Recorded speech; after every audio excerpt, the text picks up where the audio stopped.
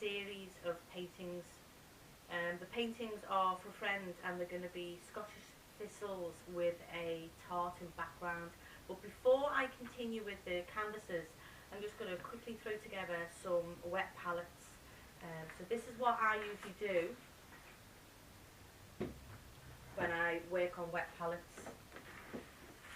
I use the palettes that I already use for painting. So I have an array of these, and they're handy because they all slot on top of each other. Now I know a lot of people use pots with lids, yeah, Tupperware pots with lids, but for me these work fantastically.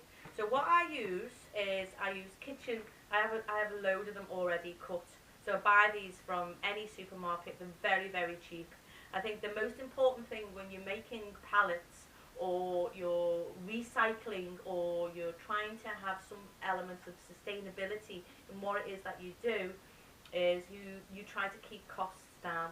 So these are pennies at most shops. So I cut them down so the right size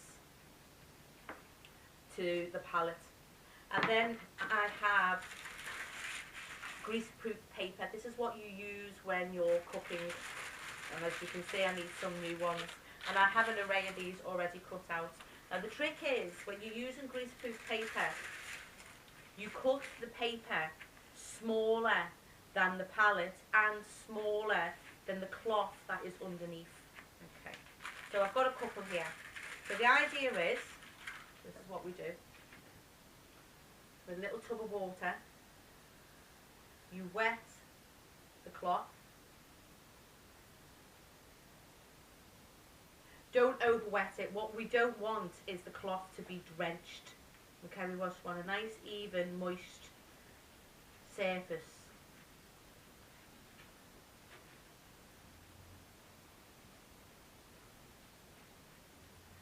I also have a little spray, and a little spray is very handy just to get the corners.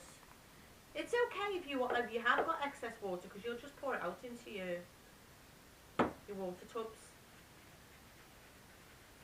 Okay. So why do we have wet palettes? Well, it's simple. When you're painting, and I'm doing a series of paintings, so it's important that I have a good amount of the same colour, because I'm doing 3 canvases. And the idea is to keep the paint at its natural consistency, which is damp. What we don't want is it to dry up while you're mid-flow painting. Obviously it's going to take me a few days to do this series of paintings, so I'm going to want to make sure my palettes stay moist. Okay, so I'm happy with the amount of water that's on here.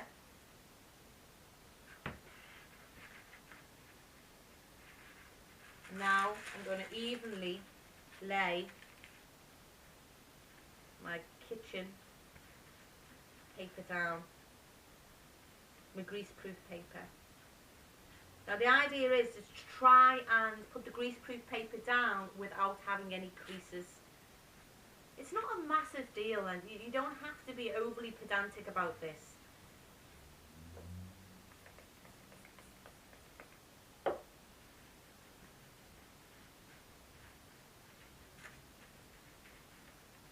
You just want to make sure that it adheres to the surface of the kitchen cloth, so it doesn't pop up when you're wanting to mix up your paints. Now give that a minute to settle down while we do the next one.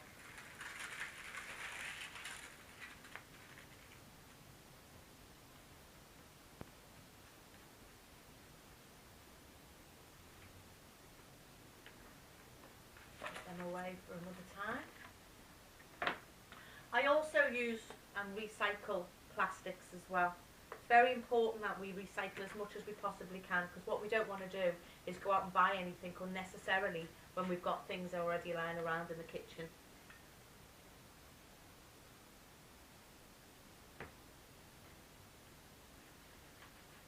I know that you can go and buy ready-made wet palettes.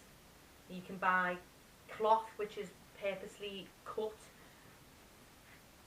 but I don't see the point of, that is perfect for me now. That is ideal. That will even out a little bit once it's had a minute to settle down. But it really, really doesn't matter that much if you've got a couple of little creases in there. 20 years I've been doing this, and it's never caused me any problems.